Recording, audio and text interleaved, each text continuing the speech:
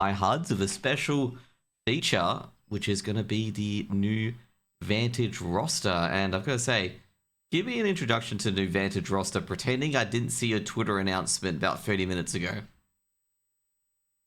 Cool, yeah. Yeah, hi everyone. We have put together a new Vantage roster consisting of Mingovi as IGL, so that's kind of where everything started. So I talked to Ming about building a new team, and then he very quickly mentioned that the core of Vantage was really interesting to him to play with. And so that's kind of how we got talking with the Vantage core. And so yeah, obviously all really, really strong players, all have been showing that they can put up numbers in big games, but also have a lot of room to grow. Especially like you have the two Fortnite players that only, very recently kind of switched to Counter-Strike, still have a lot to learn. Drox, still very young, lots to learn. And then for the last piece, we had a few options, but ultimately we settled on Josh, so Supar, who we thought had like the right mix of firepower and commitment and like willingness to kind of learn a new system and learn a new way to play. So yeah, he fits in really, really well, and very, very happy with the roster that we got together. So overall, what are the roles in the team? So you got Mingovi, you got Alecc, you got Drox, you got Jynx, you got Supar. What are the roles in the team? Yeah, so Ming is obviously the IGL. I think he's been IGLing pretty much all of his teams, at least in the last few years. Yep. Then Alex, he was rifling. So Alecc, he was rifling at Vantage, with obviously Hydrate being the Awper. Yep. But he kind of was looking to op again. So when we approached them, that was kind of his condition that he would be the opper for the team. And so yeah, that kind of felt natural. And then we have Jynx, who is like has been an anchor before, and he's also now continuing to be our anchor and wing player on T side.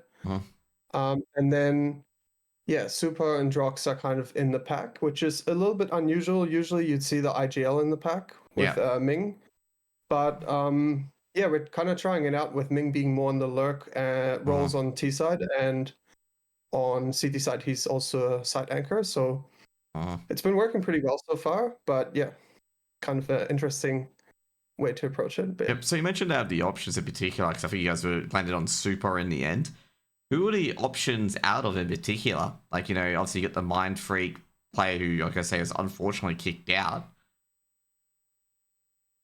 yeah, I mean, there were a few options. We had.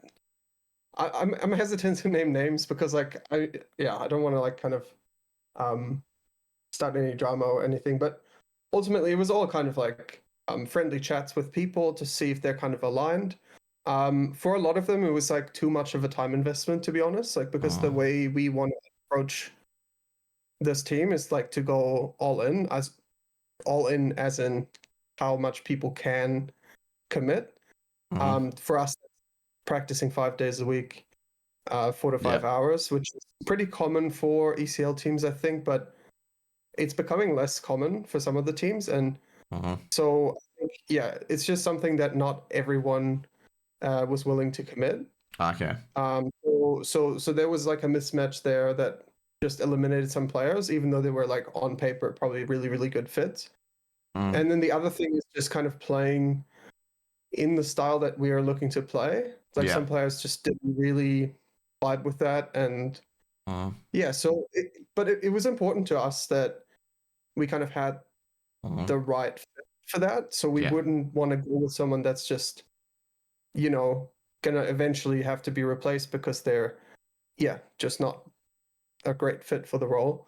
And so, yeah, very, very happy that we were able to get Supar to join us because, yeah, he's both on firepower and on all of the other things, like perfect fit for that role. And I don't see too much drama in that in particular. Like, sometimes, good players, especially on paper, just don't fit the team because, like, let's just say, for example, Katie and Liquid is a big example of, like, a team that have great pieces, but they just didn't vibe together. Overall, like, I think overall there's probably I wouldn't be surprised if it was about 5 or 6 riflers that you guys had to choose from, basically, because there's a lot of good riflers out there who are on the bench. Like, I can name one off the top of my head that comes to my head right away is Jynxy, for example. Like, he hasn't been picked up at all, and he's a very good rifler, and potentially, played with him in arcade, so you know that. Yeah, he was one of the names. Yep. For him it was probably less of a question of commitment. Like he was definitely willing to put the time in, and we had good chats with him, and we were close to getting kind of going forward with him. Yeah. The reason we chose Supar over him, and he knows that I've had that chat with him, is purely just based on experience. Like we think Supar can just like add a lot more to the team right now, whereas Jynxy would be more of a investment in the future. And yeah, but he was definitely a valid option, and I definitely highly recommend teams that are still looking for someone to pick him up, because I was just so surprised when he got replaced on KZG, to be honest. I was sitting there going like, what? He was playing, so what's going on? And then I saw KZG lost Mingovi as well. I'm like, oh, okay, I can see what they're doing here. But overall with this roster, I would say, like, how are you guys going to dig yourself out of that hole in ECL with this roster in particular? Because you've got a crucial game against Arcade, which I would say has to be a must win and has to be a 2-0. And then you've got to steal a map of Art of War. Yeah, look, I think honestly, when we built that roster, we weren't really too concerned with the season or in general, like short term. Yep. This is definitely more of a long-term investment. So whatever happens. Like we're not opposed to kind of just taking whatever steps come next. We're really like looking to build something for the long term with this.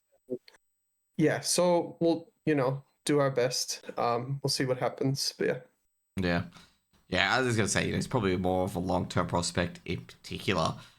So overall, like, so what was your sort of chat with like Ming overall on like building a team? Like, what sort of style of philosophy that you want to play on?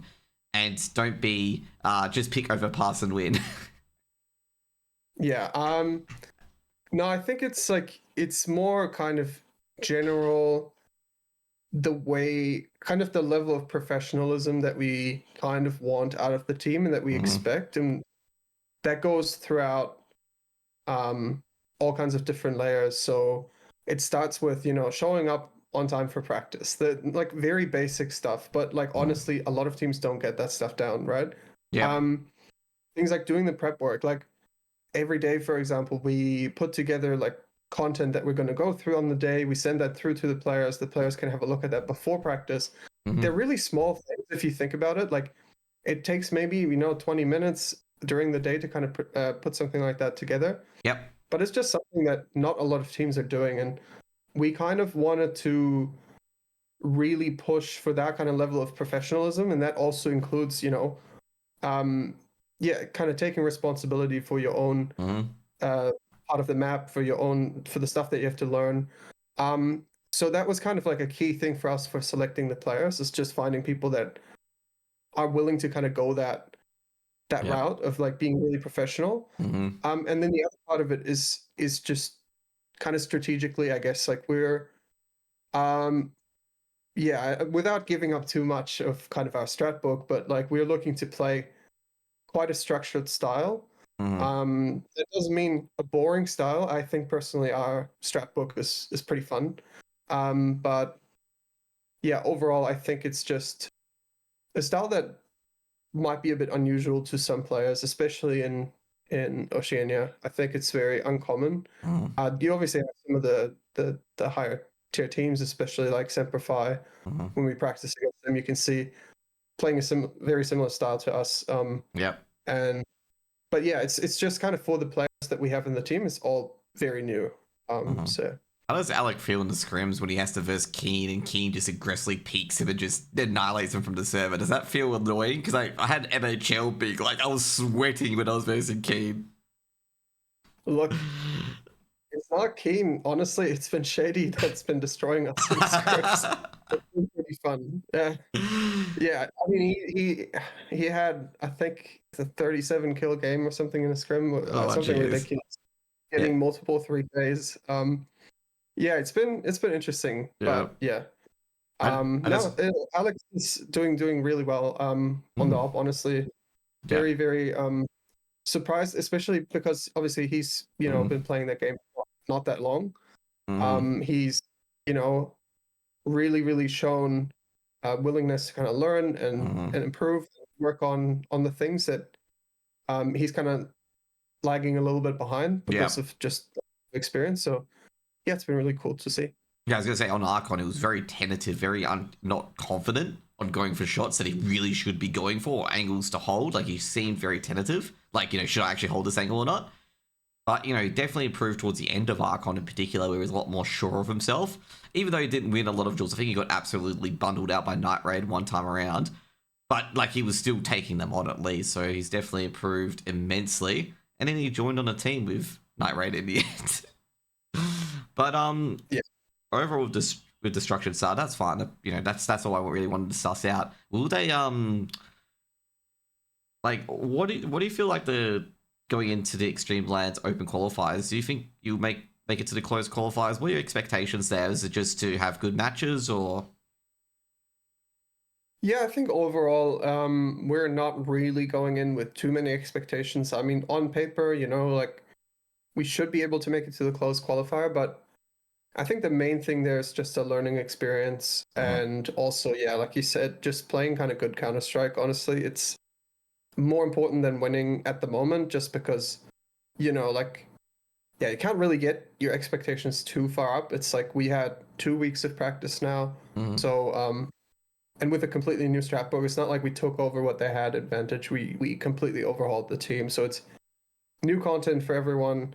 Lots of stuff to learn in 2 weeks, so it's been a pretty full-on kind of experience so far. So yeah, just kind of going in with, we know we're going to probably make mistakes. We know we're going to have a lot to learn from that. But yeah, just trying to do our best and yeah, see where we go. Now, as a joke question, I've noticed that 3 out of your 5 players have played professional Fortnite. Is there going to be potential replacements if more Fortnite players come over so it can be a full Fortnite team? I honestly don't know any other Fortnite players. So Mingovi is a professional Fortnite player, so you're gonna get Twins too, like those 2 players coming in. Yeah, probably not. I don't know. No, I'm pretty happy with what we have at the moment. Yeah, but it's cool to see like people kind of jumping games, and I think there's a lot of transferable skills as well. Especially like I can see with Alecc and Jynx. Like having played on that really, really high level and having been part of kind of like really big organizations like Power and just having that kind of experience of playing live events, playing stuff like that, it really shows in their level of kind of professionalism. So yeah, it's cool to see. I think it's definitely so much transferable skills between different games. So and also not to mention as well that they work off each other very well, like with the trading and whatnot. I've noticed that in server as well when they played for Archon and Vantage, they were really good for trading and really good for. Oh man, I've completely forgot the word, but like they play off each other very well. There it is, play off each other. Like one peeks, the other snipes and stuff like that. Tries to bait utility and whatnot. Yeah, I've noticed that as well in scrims that whenever I put them somewhere on a strat, like the communication is really quick and intuitive between them. Like it seems just very natural and flowy.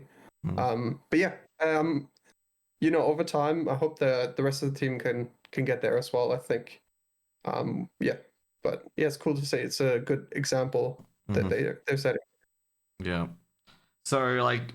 Overall, it's like, a year or 2 years down the track, what are you looking for in particular? Are you looking for like top end ECL, staying in ECL for like multiple seasons, or what are you looking for at the moment? Or the big goal, of course, is getting an international spot and going to an ESL challenger.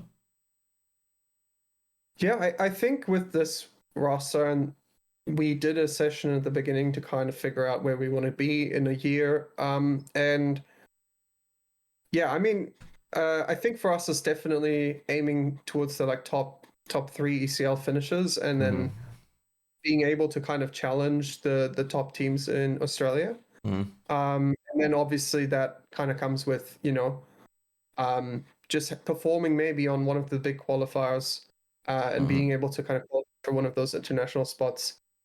Those are kind of the the range of kind of goals we're looking at. But yeah, realistically, one step at a time. I think for now, kind of building that foundation. Yep. Making sure we're kind of we got everything that we need to kind of continue improving, because it's a long road to there. But yeah, that's kind of where we're looking at. Yeah. So with what you've been doing for the last 2 weeks, like what's the main focus? Has it been on scrims? Has it been on like watching content? Let's just say Nart's out, for example, with Steeko or stuff like that. Or I should just troll Jason and say Foggers' content about throwing nades. What have you guys been doing? Is it more theory based, or is it more just getting to the action? So we've just started building out our strat book. So we've been just kind of going through that. So both Ming and I, obviously from previous teams, we had an idea of how we wanted to play. So we just picked a few maps, and we just got going. We basically just built a strat book, taught it to everyone, and got everyone to learn it, and kind of just played in the scrims. Which is kind of what you have to do at the beginning. It's a bit painful because you just make lots of mistakes, because everyone like it's hard to remember everything. People have to keep pausing to read their strat. But yeah, I think we honestly is pretty impressed with kind of the progress we made over the 2 weeks. But yeah. Any sort of strats from like back in the Encore days and stuff like that with direwolves when you had Licky Sterling and stuff like that, and seeing if they can adapt to Vantage? I mean, it was a different game, CS:GO, so like a lot of things have changed. The meta has changed on a lot of maps, but it's definitely concepts that we kind of carried across, and certain ways to play certain situations and stuff that I've definitely, definitely have still, basically stolen from back then. But yeah, I think overall it's still a very similar system to what we worked with back in the day with Licky as IGL, and when I was coaching. So we kind of built out the system that I've over time have kind of like iterated on, and changed a few things here and there, but it's ultimately a very similar system to what we ran back there. Okay, yeah, that's a good deal. Man, I just remember that Vertigo game that Wix and I casted when you guys did the big crunch and towards Rooster, and poor Eddie was stuck on B site getting, I think it was Licky and Savage all at the same time on B site and just getting pounded side for side. It's just like sitting there like, yeah, Rooster had no fucking chance. I don't even know what hit him. There's like 3 players rushing up middle, 2 players rushing upstairs. Drop player was taken on with immediately, and the round was over in 20 seconds, basically. Yeah, I have no recollection of anything back then. I'm not sure. I'm trying to think. Was it Qualifier or was it a ECL game?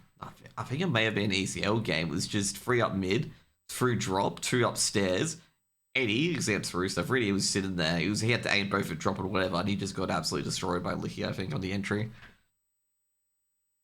Yeah, I mean, with strats like that, it's oftentimes it really depends what you're running into as well. If they had multiple players there, we would have been destroyed and we would have looked silly. So yeah, I think it's interesting. Yeah.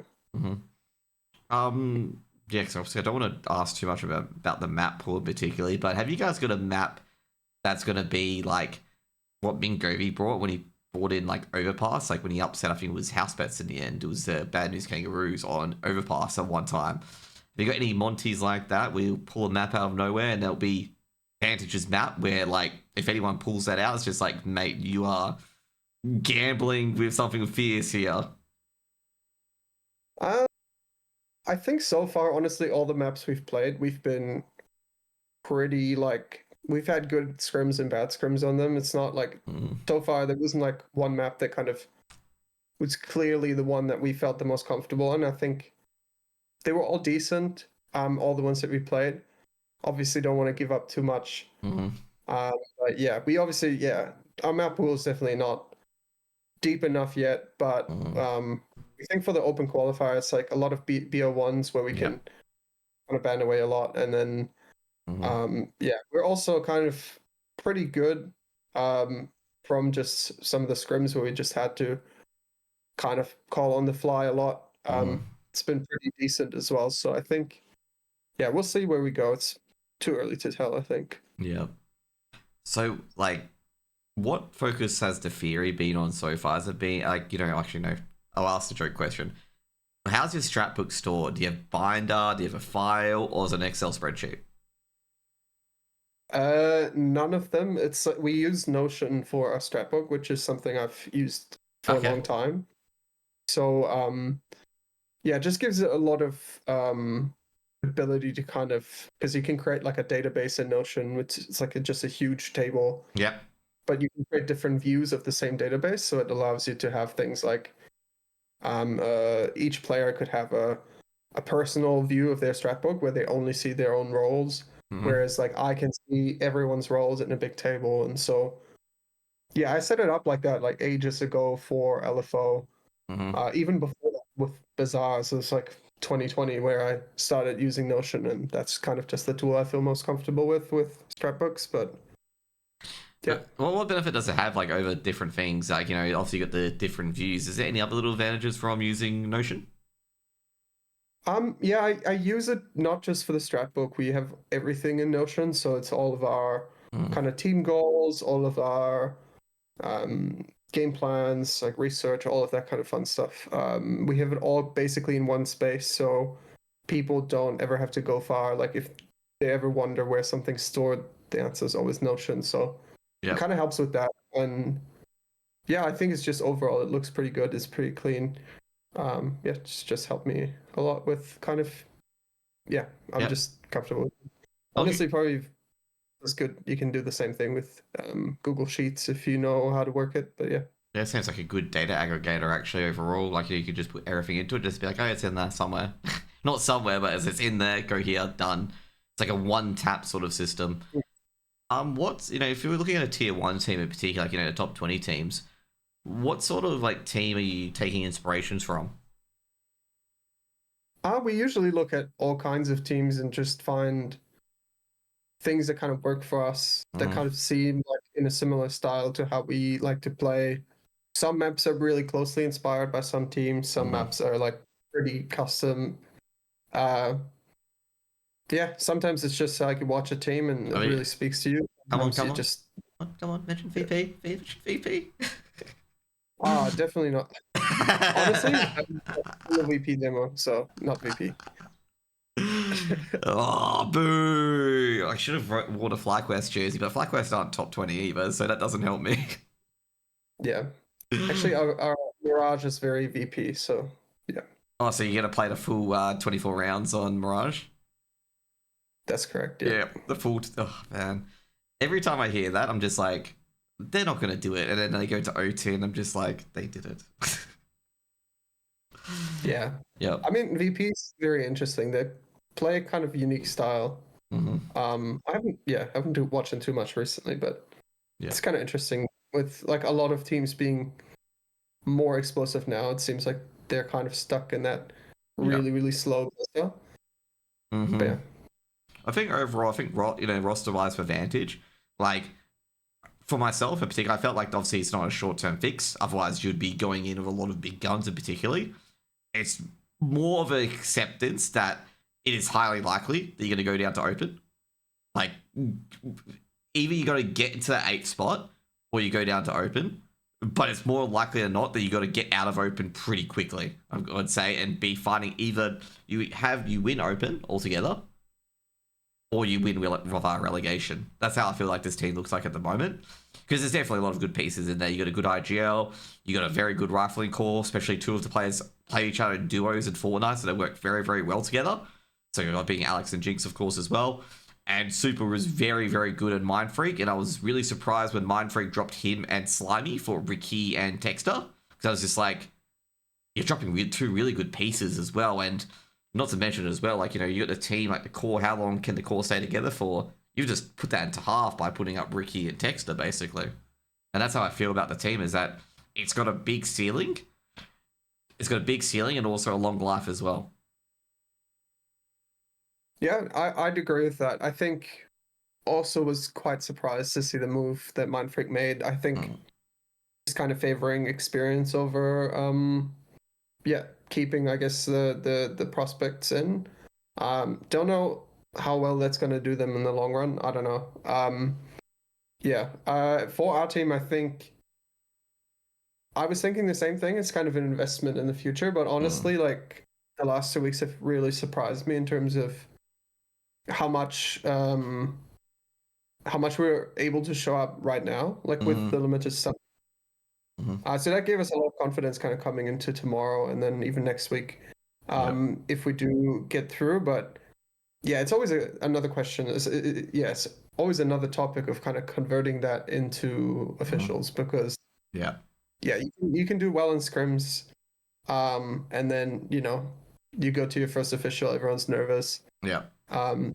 Things just crumble.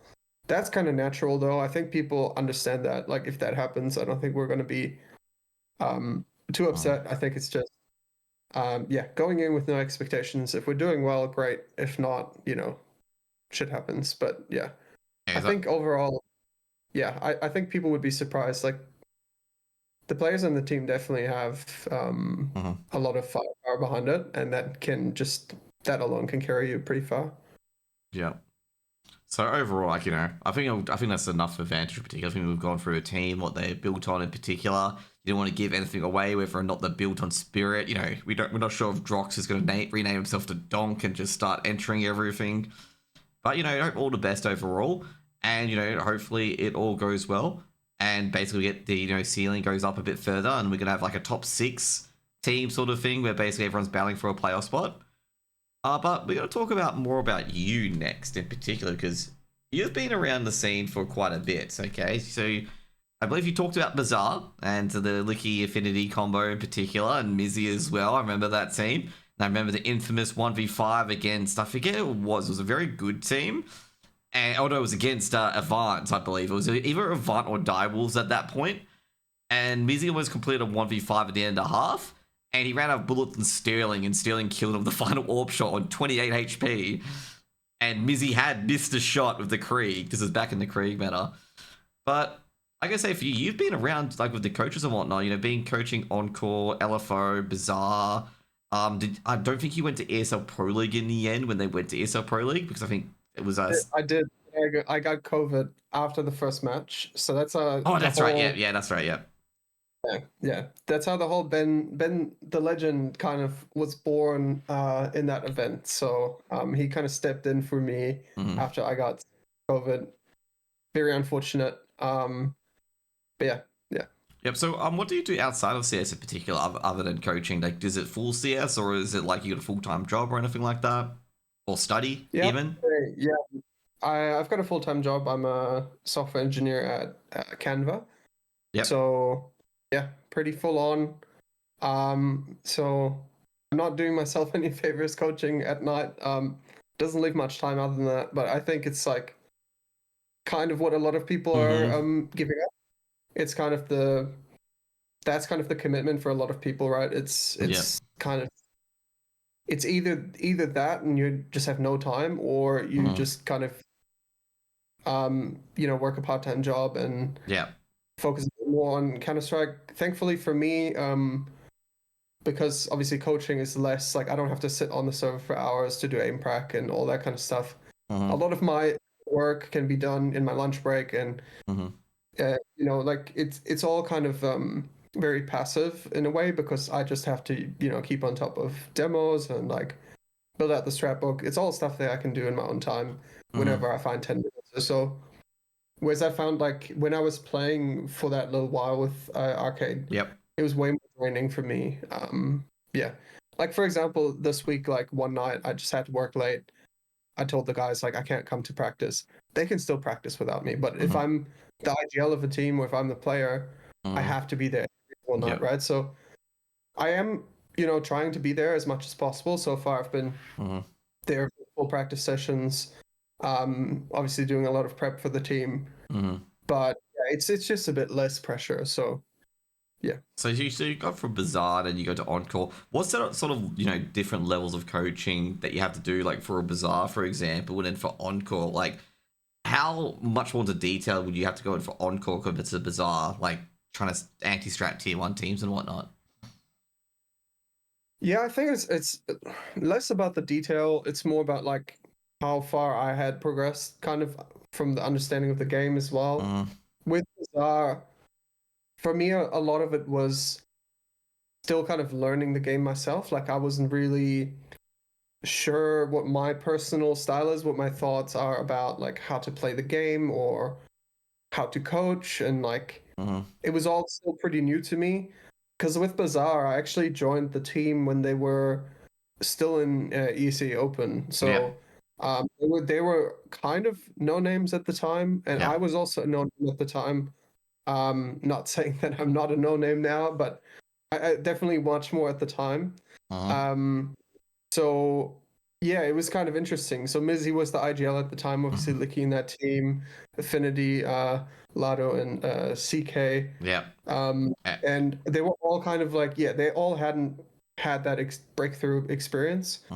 But basically, what made that team really interesting was everyone was super, super down to grind and just watch demos. And we watched a lot of demos, specifically mouse sports at the time with Kerrigan as the IGL. Yep, and like way Rops back. and Frozen, yep. Yeah, exactly. And like we just copied a lot of their style, and that carried us really far. I think the highlight there was that we almost beat Order so this was when we then had been picked up by Skyfire, slight changes in the roster, but yeah, we almost beat Order. In fact, like there was a whole drama of a huge server lag, and we didn't know we could call the timeout or like restore the round, and so we just played it out, and we just lost the anti-eco and ended up going triple overtime. So there was a whole like thing where I think it kind of ended up being a bit disappointing that we never kind of made that breakthrough with that team, but we showed glimpses, and then obviously with Encore, so LFO at the time. Well, actually, it's Dire Wolves at the time.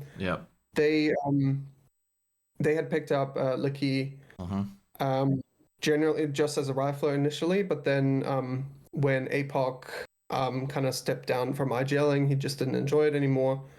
Licky kind of gave it a shot, which was actually his first time IGLing, I believe. At least on that level.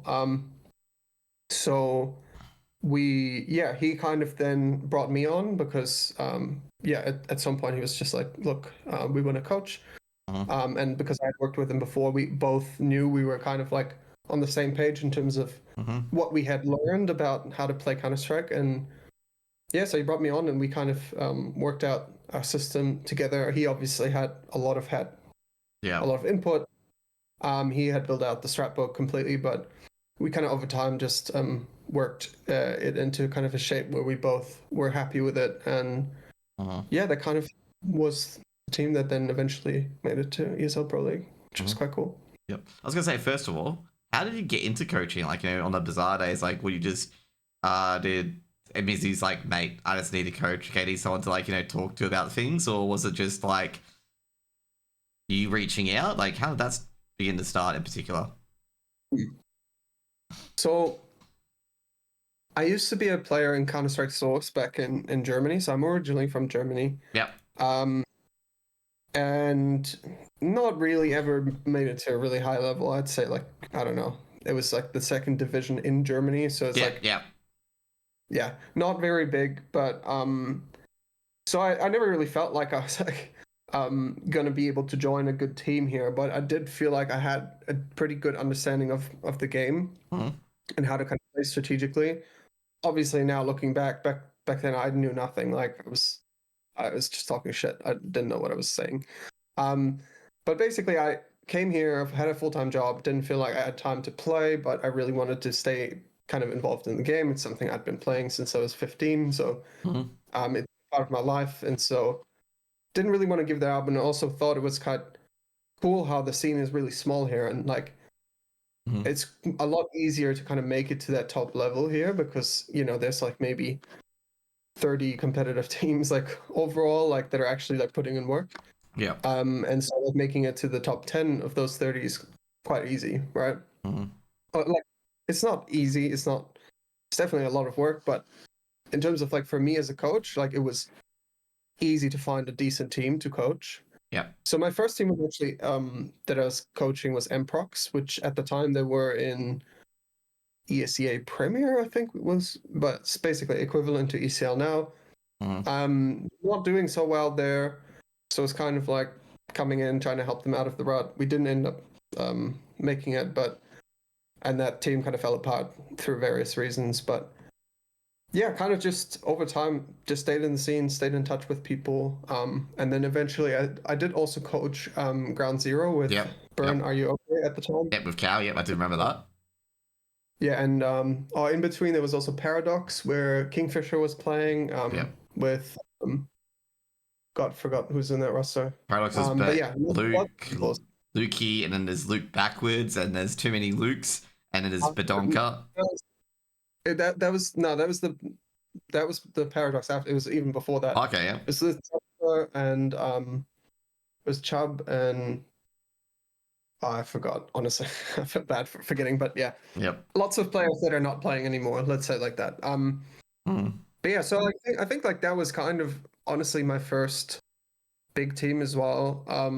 Because then Kingfisher was the one that kind of brought me onto got me in connection with Burn Are You Okay on Ground Zero. Yep. And yeah, so I've been around a lot of teams. Kind of feel like I've been team helping a lot, but honestly it was a lot of times just at some point the team didn't feel like it was worth my commitment anymore because like they weren't practicing, they didn't have the time to practice properly. I felt like if I'm doing this the right way. Yeah. If I can't do it that way, I'd rather just do something else. So yeah, I've kind of been around the scene a bit, but yeah, it's also been almost 5 years now. So how did you get to from Ground Zero, I think it was, how did you get on Fingers Bizarre next actually? How did you get to Encore, like in touch with like that sort of roster or Dire Wolves?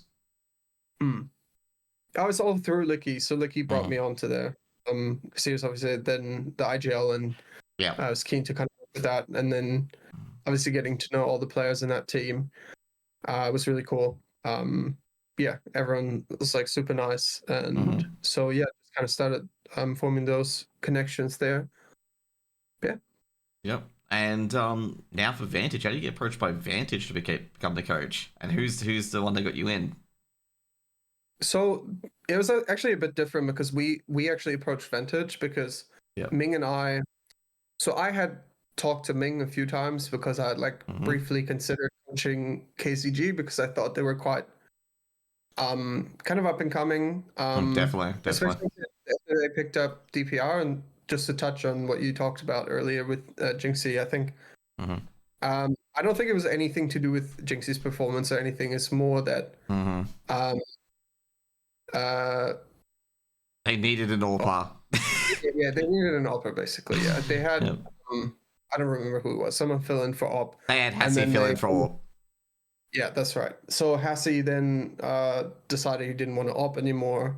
So he went back to Rifle, and then it was a question of like, okay, they're bringing in an Awper, who's gonna get replaced? And obviously because Jynxie had only recently joined, it was kind of the obvious choice. I think also Hassie and Samuks are like good friends, so that was kind of like they're always going to stick together. So yes, in DPR, which was actually really attractive to me because I know DPR is like he's been putting up crazy stats in ECL, just coming back for a few games. Yeah, and then also when he was Mind Freak, he was like doing really, really well. I think he's also one of the kind of like flying under the radar. Yeah, he's definitely players. But yeah. He's definitely a very good player. I was actually a bit surprised. Like, seemed like he squandered his chance at Mind Freak, which I'm going to say kind of sucks because he was doing pretty well. But yeah, I'm not sure what's the issue there particularly. I've set my, feelers out to see, like, what's going on. Like, why is this guy not getting not a fair shake as per se, but why isn't he going that step further? Because he's putting up on the scoreboard. Like, definitely putting up on the scoreboard. He's sharp as attack. He hits the shots he needs to hit, and he does a bit more as well. And he's, not like I say, he's not even over 20 yet. So, like, he's got so much more to learn, basically. So. Yeah. I mean, I think sometimes, it can be various factors. I can't really, say what happened to my freak. I have no idea. I have no insight into that, but it can be various factors. Yeah. What sort of various factors as well, like with players, when you know just a player's not going to work with a team, like what sort of things do you indicate of in priority, like, when a player's not going to mesh well with the team? I think, well, it really depends on what kind of team you're building. Mm. For our team, for example, a lot of those like criteria that might be vastly different to a different team, but Yep. for us, it was a lot to do with being okay with working in structure.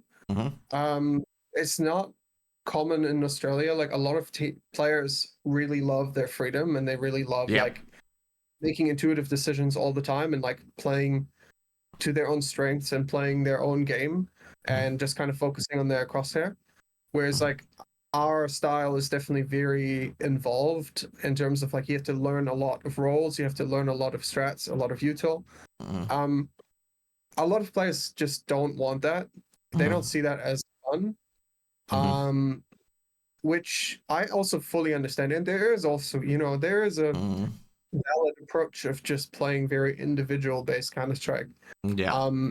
My personal opinion, and this is why we're kind of like going the opposite route, is that playing this very individual Counter-Strike requires you to have a lot of experience, and it's really hard to build up that experience in Australia where you're not versing great players most of the time in scrims. Like if you go to Europe, you practice 8 scrims a day, you can build up that experience so much quicker than playing in Australia, where you play, not so great teams in scrims a lot of the time. Like, if you want to play 8 scrims a day, good luck finding scrims.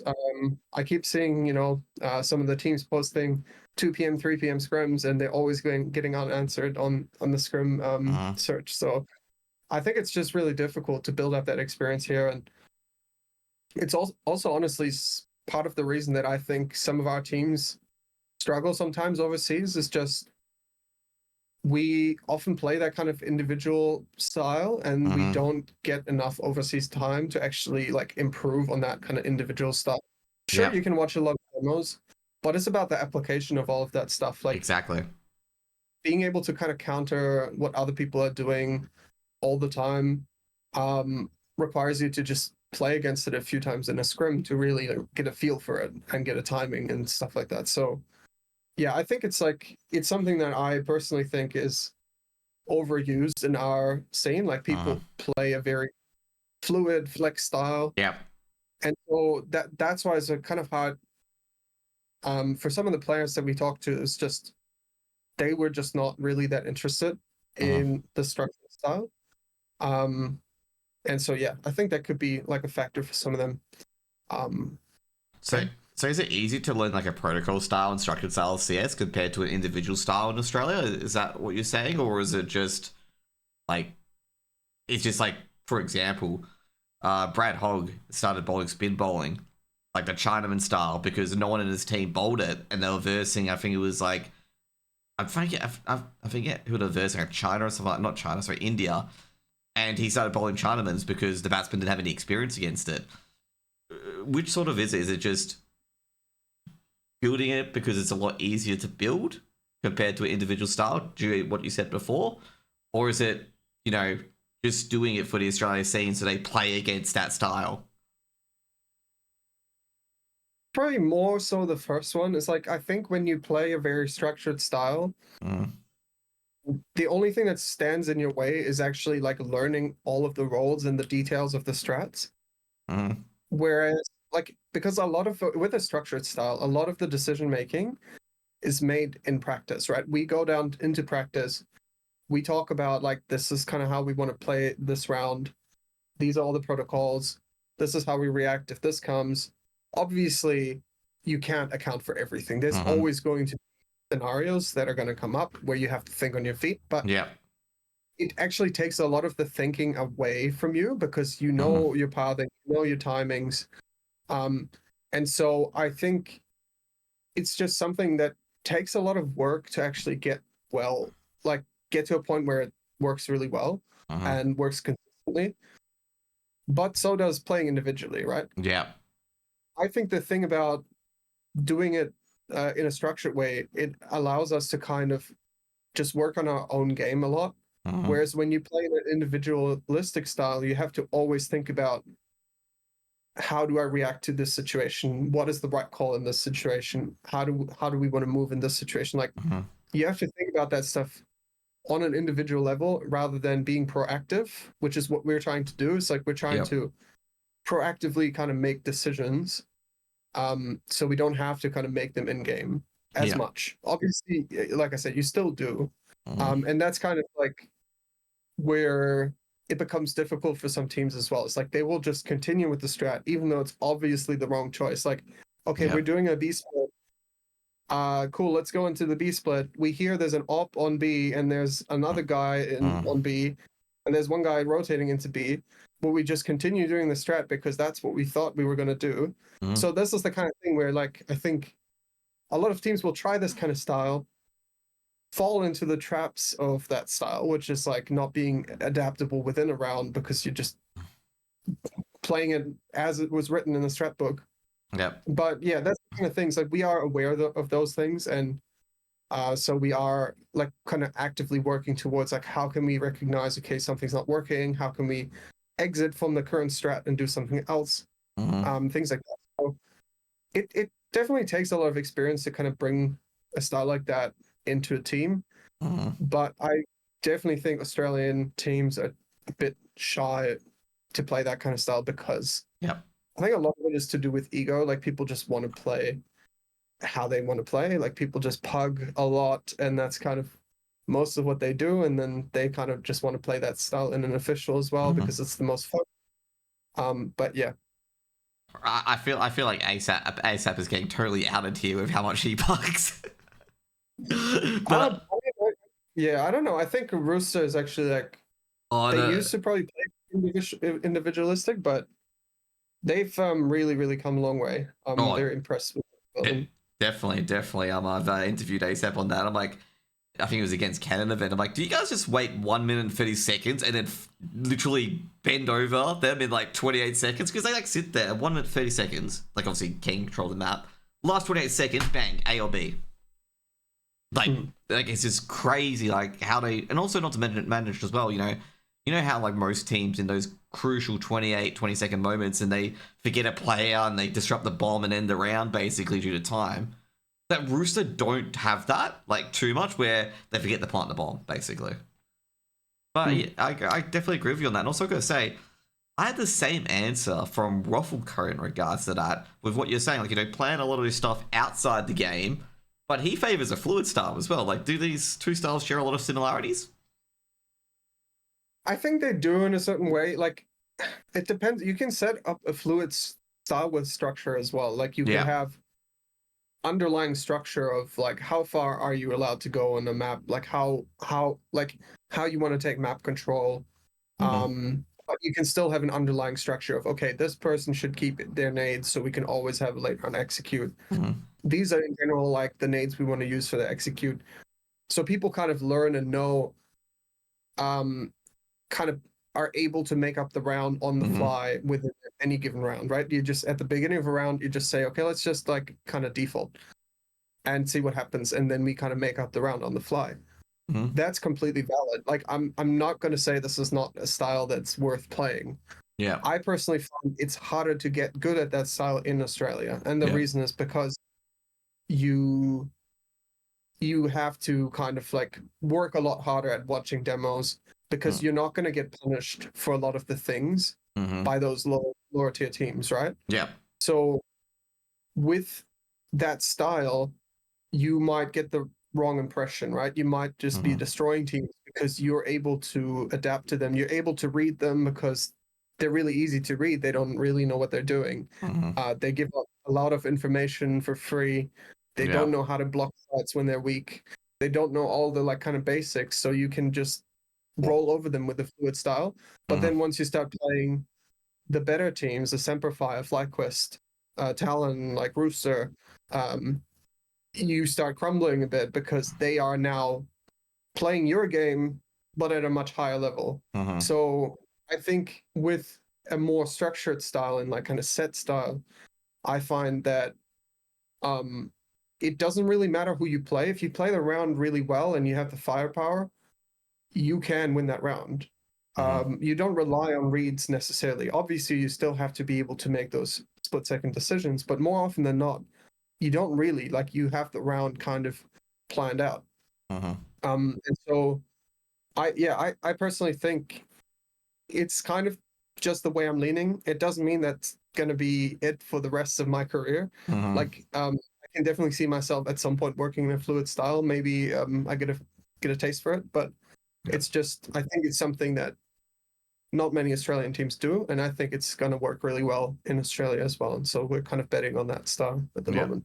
So how, like, with the I think old adage is, sometimes it's not just the strategy itself, it's finding a point where the strategy is not going to work and adapting to it. I think it's the good old, like, you got to find that 1 out of 10 where the strategy doesn't work and be able to adapt to it. How's that been going so far with Vantage? Like, being able to adapt to where, as you said, if B split goes wrong, do you guys realize there's a stack? How's that going to just adapt and flip over to a different strategy, like to just meld into it like instantly? I think, yeah, I mean, we've had some good calls, we've had some bad calls. I think it's like hard at the beginning because everyone's still trying to remember their roles. So you're not like playing very just, you're not able to focus as much on your crosshair as you do when you're like, I've done it 1,000 times and you just know it off the top of your head. So it's hard to tell how it's going to be over time. So far, it's been like, yeah, it's been hit or miss. Like, sometimes we definitely have run into a side knowing we're going to lose, but like still going for it. Like, that's just kind of growing pains to me, though. Like, it's something we just have to recognize and say, look, that was a bad call. Like, we should have like maybe canceled the round there and done something else.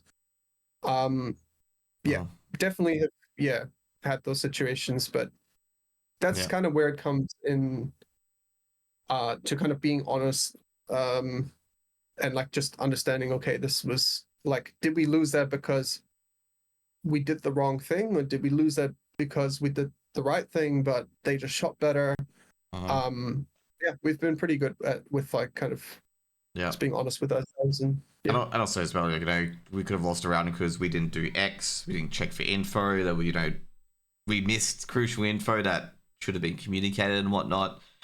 There's a lot of things in particular as well. Overall, like, with the culture within the team, because there's obviously the strat book, the play style. What sort of culture do you want to encourage in the team? I think overall, just kind of working hard is my, like, it sounds cheesy, but like, just being on top of the stuff that you have to learn is like, and then just being a good teammate in terms of just being there on time and not slowing us down as a team. So like punctuality, dedication. Yeah, I think it's like the normal things, honestly. The other thing is like just something I've noticed in the team is like, I think everyone has a lot of confidence as well, and just like in our ability to like win. And I think that's something that's, yeah, that kind of like drives that dedication as well, right? Like, if you don't really believe that you can make it, or you don't believe in the system, or you don't believe in the team or your teammates, that can start being those things that make the team kind of fall apart over time, like very slowly. So obviously it's very early days, so everyone's kind of full of confidence, full of hope. It'll be the time where kind of that dips a little bit, where we'll really have to put in the extra work. But yeah, I think it's mainly around kind of those things. Yeah, so like, there's the initial honeymoon period, as you put it, as everyone says, where the team performs very well. Obviously, there's always that wall where a team hits a wall and underperform. How do you manage through that? Because you've obviously done that with Encore, because Encore had a bit of that as well. Not sure if you were there for Bazaar, but how do you handle that when your team hits a wall, they underperform a bit, and it seems like they've been figured out, and obviously everyone's like, expected a trajectory to just fall off the face of the earth? Like, how do you handle that? To be fair, I haven't really been part of too many of those moments. Like, I think I actually departed Encore shortly after ESL Pro League for like personal reasons, but Yeah. I mean, you kind of handle it like you would handle any failures. Kind of you just understand, try to learn from it as much as possible. Like try to really dig deep on what's happening. Like oftentimes it's kind of obvious. Like it could be that we're practicing less. Like the players are not really feeling it. They're not practicing as much. They're not putting as much effort in. Yeah, it really depends. There's no like one size fits all solution for that, but I think if it was really to do with kind of like how we're playing and it's not working, then just experimenting, I think, is always the answer. Like, because when you experiment, it either goes terribly wrong and goes worse, or it goes a little bit better, and you're like, okay, maybe we've learned something from that. It doesn't mean like, for example, if you play a really structured style, it suddenly stops working.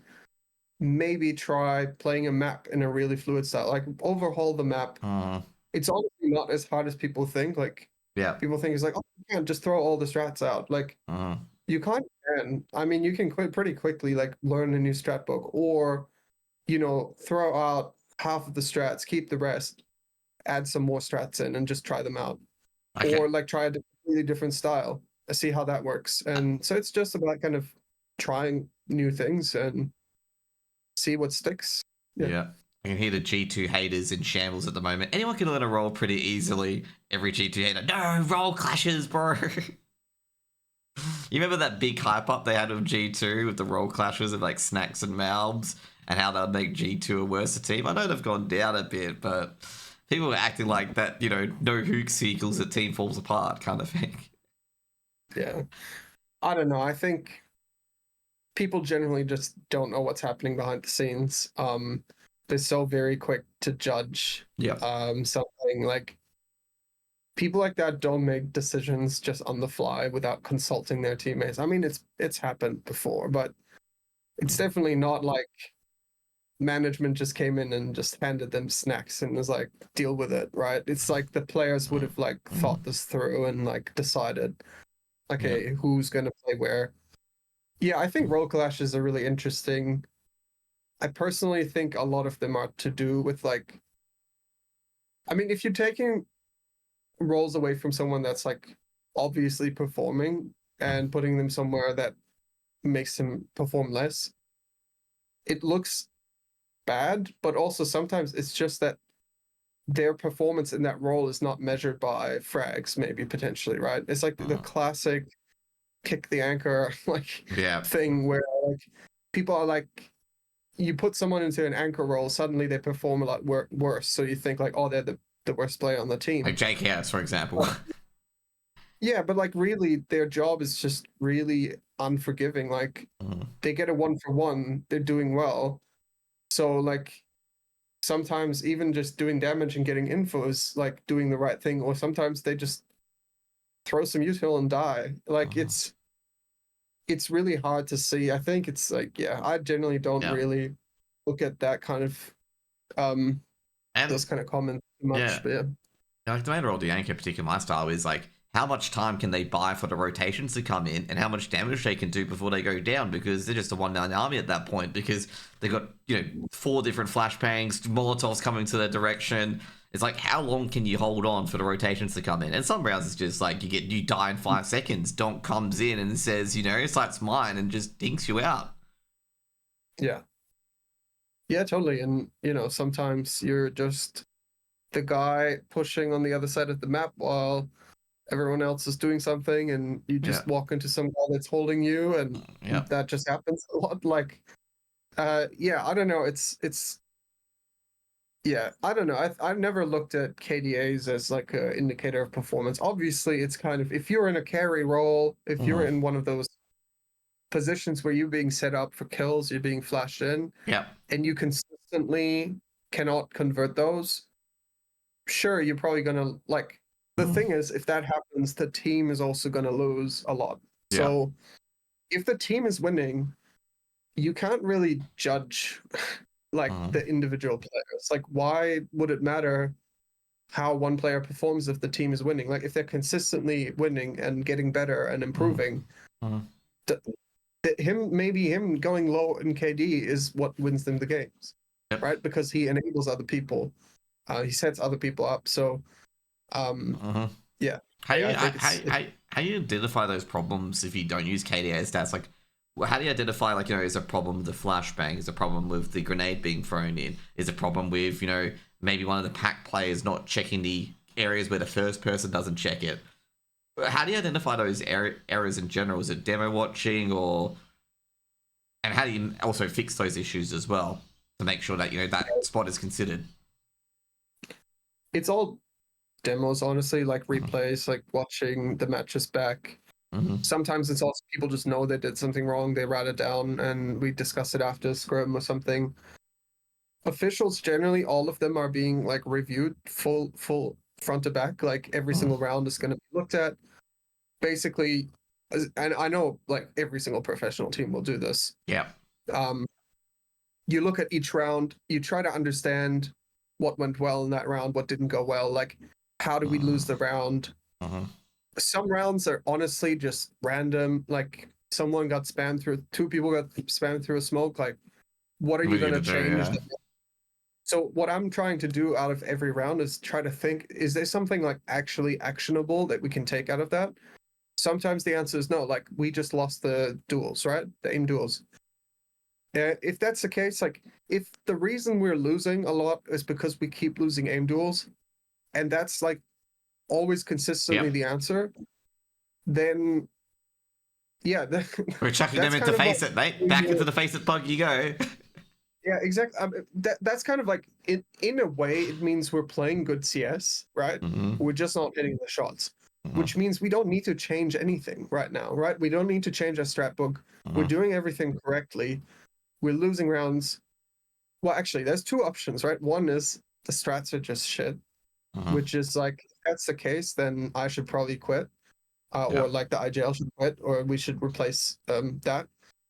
The other option is that people are just not hitting their shots. Like they're being set up for the shots, they're being flashed in, the opponent is flashed, they can't kill them. In that case, obviously, yeah, like you said, just hop on the DM, just get comfortable with your aim, just get a better routine. And oftentimes it's things like sleep, food, exercise, all the things that kind of feed into performance, I think is, yeah, it's not really like done much as well by players on the amateurs scene. Like people don't really focus on their sleep patterns. People don't really focus on, going for a walk in the morning, when to take caffeine, nicotine intake, all that kind of stuff, all the things that kind of affect your focus and your ability to perform. They can all be looked at. But yeah, I mean, yeah, it sucks when you're like doing everything right and you're losing. But it also, in a weird way, is like reaffirming that once you get back. Is it really hard to identify that sort of stuff? Is where you're like, we're doing everything right, but we're just getting BS. It's like, for example, defending ASAP Mirage and 5 Tech 9s come out and they just, roll over your team. It's just like, yeah, we can't do much with the mollies there, with the HEs. They just double dinked us and that's it. Yeah, it sucks sometimes, but it's kind of part of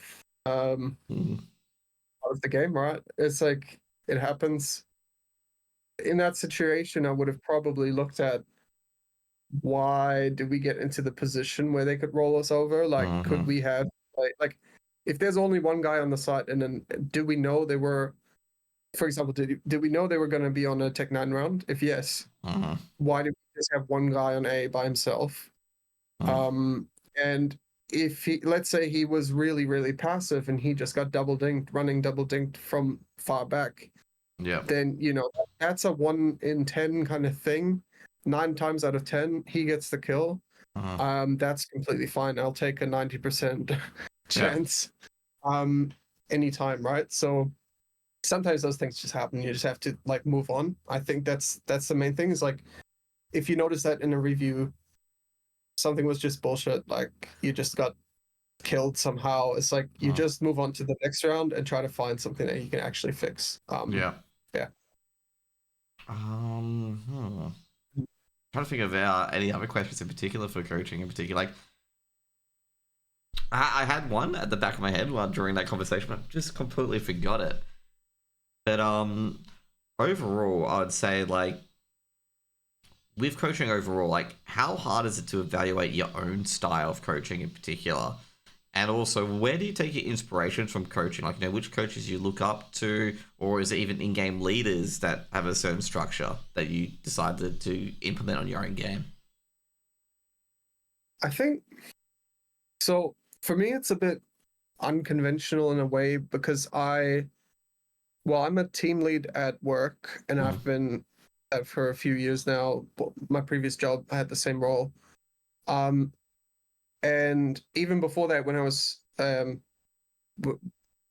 like an engineer in a team, Uh-huh.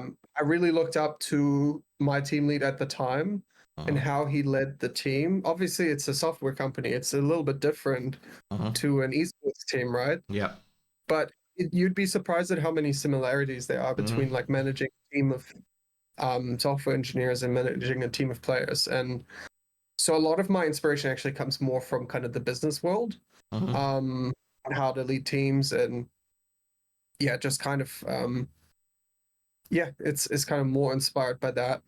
But I wouldn't say it's like any particular style. I think the main thing I try to bring in is like being prepared a lot, like for practice, Uh-huh. for matches, for everything. Like I think being prepared is like some of the easiest things you can do because it sure it costs a little bit of time up front, but it just means that you're not going to regret not having looked Uh-huh. into how opponent plays or having like done this and this preparation or having dry run the strat a couple more times because we suck at it. Like to me, it's all about being prepared. So Uh-huh. um yeah, I think Yeah, I gotta say, like overall as an interviewer as well, sometimes as well, I'm prepared with a lot of questions. Particularly, I think my interview with Elvish Guy, I wrote like 2 pages of questions. I only asked like a quarter of them, but as a fact, it was there at the time where I could just go, "Oh, let's see how am I going?" Just take a quick look and then ask him that in particular.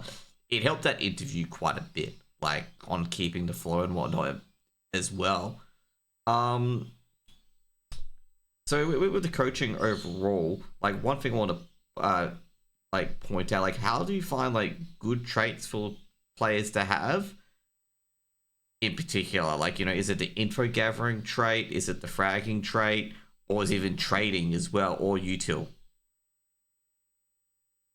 um I mean I think fragging to me is baseline, like being able to compete on the level that we're trying to play is kind of like the minimum. I Uh-huh. think I require that of every single player, and if you don't have that, you're gonna have a hard time. Uh-huh. Um, to be honest, everything else, your communication is pretty important. Like that's something that's really hard to learn as well. Like if someone is really, let's say, anytime you're in a pressured situation, you kind of just go quiet and Uh-huh. you forget the things, right? And or like things like inflection in your voice, like yelling some information that's really not that important, or Uh-huh.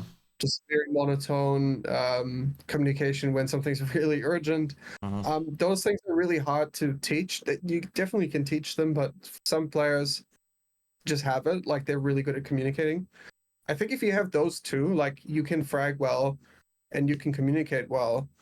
Um, Everything else just comes down to being able to learn and being Uh-huh. able to be open-minded and kind of yeah, just approach the game in a way that you're like, oh, this is cool. I can take that for myself, or like I can play that angle, I can play this.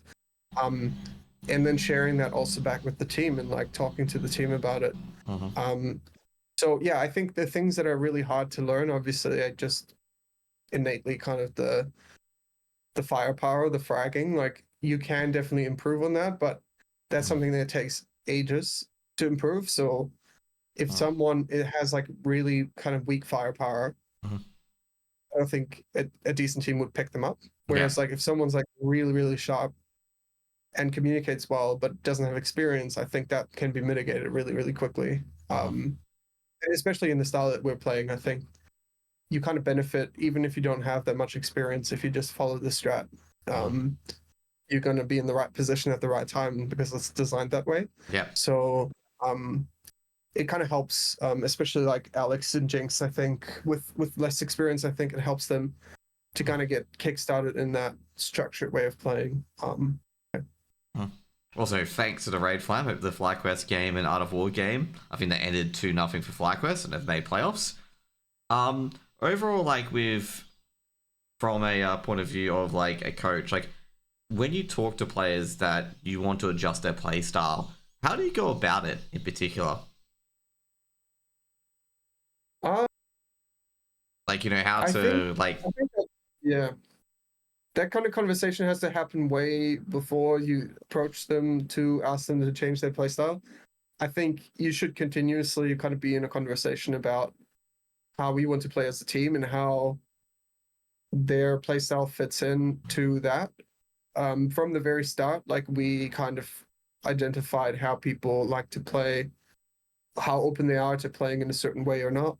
Uh, and then I think a lot of it comes down to where they're positioned in a certain strat in a role. Like, do they like to be really aggressive? Maybe you put them into the entry roles. Do they like to lurk? Maybe you just put them into the lurk role. Like, it's kind of just finding the balance of that. Our team, for example, uh, no one except for Ming really particularly enjoyed lurking. And so even though Ming is the IGL, right, like generally you have them in the pack. yeah, Definitely like we're not afraid to put him on lurk positions in some maps. Some others, he is in the pack. Like it depends on also some strats are like different than others. Like it's it's kind of just finding also like if someone really hates a position on a map or if someone really hates a position even within a strat, like yeah. being open. But that's where it helps like having everyone else open as well to kind of fill that gap So, if so, someone's feeling comfortable. so Yeah. you're like giving more preemptive, as in like that conversation's never going to occur because you have an ongoing conversation in the first place.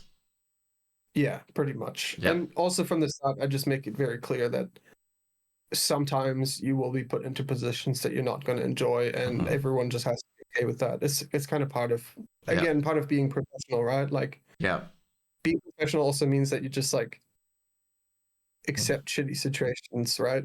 Because they're going to happen no matter what. Like if you get your like favorite role in every single map and every single position, every single strat, and we're down 11-1 after the first half, you're also in a shitty position because now suddenly the mentality is shit. And so like Yeah. I don't know, I think adaptability is like, and that's kind of where it comes down to being like open-minded and being positive kind of about like everything, just understanding it's part of the bigger picture. So who's got the big role of B-side anchor on Mirage? the infamous Liaz debut. I just jump spot B all day. Yeah.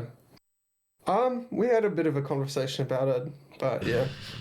I'm not gonna say too much just because That's all good. Okay, I was just making. It was more of a jocular comment, like who fucking B-side Mirage? Because obviously for Talon in particular, it's Hazard. Also, I gotta ask this in particular, like, you know, what sort of style, like, let's just say you could go to Europe again with, let's say, Vantage's team. What would you do in particular? Like, would it be scrims all day? Would it be what Talon's doing with playing half officials, half scrims? Or, like, what sort of approach would you take going there in particular? do you mean like over a period of time or just like for a few weeks? Because Yeah, I think it vastly depends how much time. yeah, I'd say just for a few weeks in particular, like, you know, before, let's say, it qualify for ESL Pro League, just for a few weeks, what we want to do. Yeah, I mean, we kind of had that question to answer with LFO because we were in Europe for a couple, like 2.5 months before ESL Pro League. So Yep. it's quite a long time. I think if you're in Europe for that long, it makes sense to play some of those leagues, get some official experience. Honestly, even if you're there for a few weeks, um, it highly depends. Like, are you actively preparing for a big tournament? For example, let's say you have 2 weeks before ESL Pro League. Yeah. You have a realistic shot of getting out of the groups. Let's say someone like FlyQuest, right? Would definitely not benefit from playing officials. And the main reason is that every time you play an official, you give a demo away, right?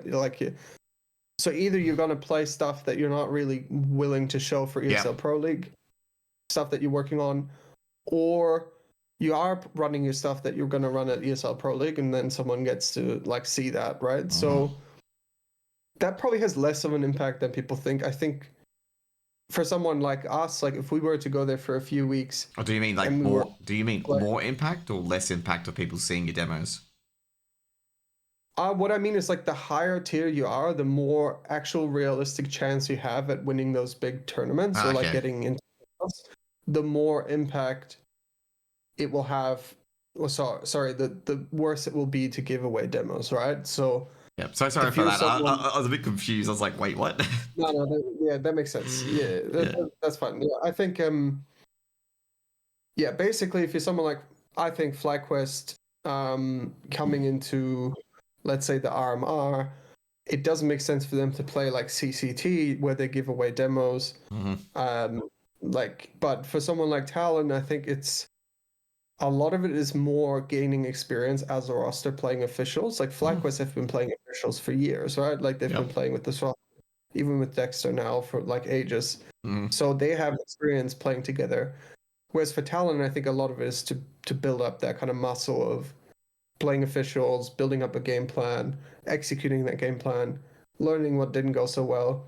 Because that's something it's hard to replicate in scrim sometimes. Like you can, but it's the pressure's just not there, right? So if you're losing, it doesn't feel the same way. It doesn't go quiet in TeamSpeak when you're starting to lose. You don't get those kind of moments where in an official you would really be able to kind of get a lot out of it. So Yeah. I think if right now, if we were to go to Europe for a couple weeks and there would be a tournament, like a short tournament that we could play, like a tier 3 tournament, that would be the best for us because we don't have any experience with playing officials. So yeah. Yeah, just do basically the talent style, half play, half scrim, essentially. Yeah, so I can understand, because I actually answered my question about FlyQuest, because I've always asked this, like, why don't FlyQuest play any CCT and stuff like that over there? Because, it feels it could help out, playing some officials, get under a bit of pressure as well. Do you, have any, procedures or anything like that to, have your players under pressure? Like, have your players, kind of like AFL where they have players, fatigued and stuff like that and try to make a shot, because eventually they're going to be, third or fourth quarter. You know what? I'll just use a rugby term. They mean the back, last 10 minutes, and got to kick a field goal. How do you replicate that or simulate that for your players? I think it's a bit difficult. I know there's I don't know if you've seen the Mouse facility that they have, which is really cool. Where they have a live audience come in before big tournaments to kind of simulate live environment and stuff. I've never gone through those lengths. I think the maximum that I do is sometimes, just for example, yesterday we played our last scrim for this week. And everyone was quite tired because it was 2 weeks full of content. Everyone learned a lot of new things. I could tell the energy was kind of out. I think those are the scrims where I'm kind of the most vocal about just focusing up, and people. Those are when I notice we're tired anyways in a scrim. That's kind of where I think for IGLs and coaches, it's you have to recognize that and be like, look, guys, we're really tired right now, but in an official, guess what? We're also at some point going to be really tired in an official because it's Australia and you play 3 BO3s in a day or something ridiculous. Suddenly you're going to be on that last map, or it's triple overtime on Mirage, like you said. Talking about Mouse, 4 BO3s in a day during COVID. Exactly. Some point you're going to play a map where you're just tired and you just want to be done. But those are the maps where you yeah, that's why I think when I recognize it happens naturally in scrims, I might, speak up and say, look, we are not focused right now. We're really tired, but let's try to be extra careful now with how we play and try to be extra focused and push each other. And, just recognize that we're tired and just think of ways we can kind of work around that. And that's kind of the maximum I did. I never really stress tested our players or anything. But yeah. Yeah, no, it's just thinking of ideas or even doing that in particular. Because obviously, I know Mouse got the studio audience in particular. Because of course, a lot of professional teams do that. I had a question on tip of my tongue as well. Like, with like the timers and stuff like that, how do you build like stamina within the team to manage like 2 BO3s in a day, or manage 5 or 6 BO1s? Any like mental reset and stuff like that? Do you do like mindfulness or yoga or anything like that? Like, like any like Yeah. breathing exercises to like get the players to just, get out of locked in so they can save energy for the next one when they just need to get locked in right away or whatever. Yeah. Depends on the team. I think with some teams I've done a lot of, I wouldn't say mindfulness, but more around like making a plan, for example, and like caffeine intake throughout the day. Like if I know it's going to be a long day, I don't want people to, um, like I want people to be smart about how they eat and how they kind of in between maps, right? Like don't get like in between two big best of threes, get an HSP and then be super tired. Oh, At the end of exactly. Yeah. like there's just dumb things that people can do or like that are really easy to avoid, right? So I think those are the things I would focus on the most, but ultimately it's a bit hard being remote, right? Like Yeah. everyone's at home. I can't control what people are doing. I can't like Yeah. tell people like, okay, this is what we're going to eat today. Ultimately, I just have to trust that people are professionals and that people are going to Yeah. um, do what's best for the team. And Yeah. yeah, I think having that trust is really important in general. So yeah, Can you imagine the carb coma that a person would have from having a HSP like in between maps? Oh my god, they'll be like super slow, mate. They'll be like 2 on A, and he's like full glazed out, pretty much.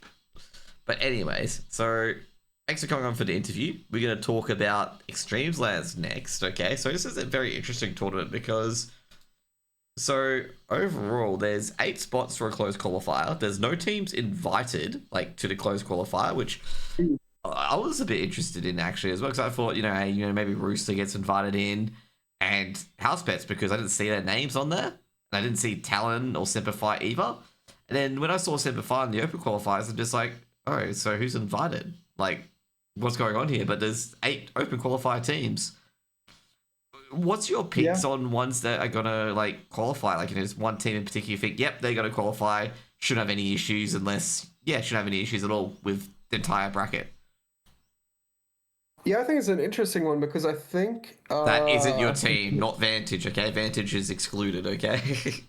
yeah. No, but for this qualifier, I believe that Rooster and Flyke was not playing because of Atlanta being during the close qualifier or something. Yeah.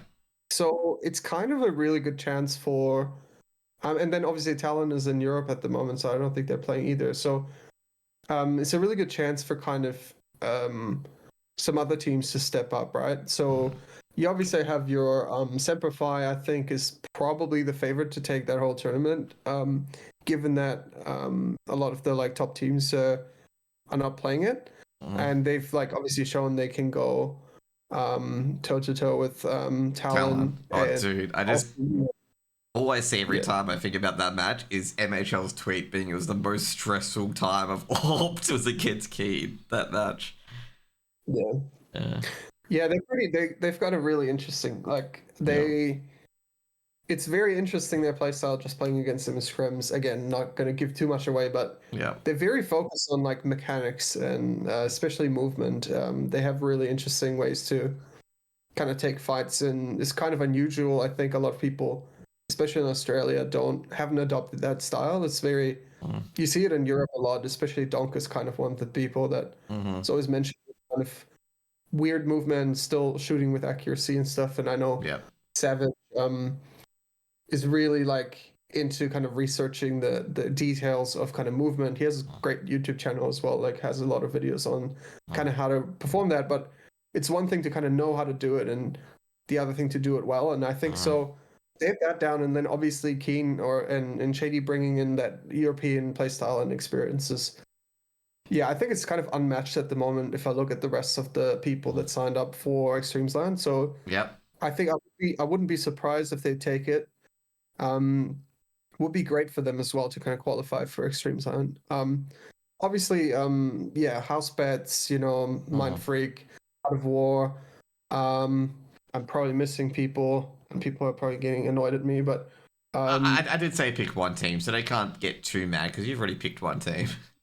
yeah, I think Simplify should be on paper the favorites coming in.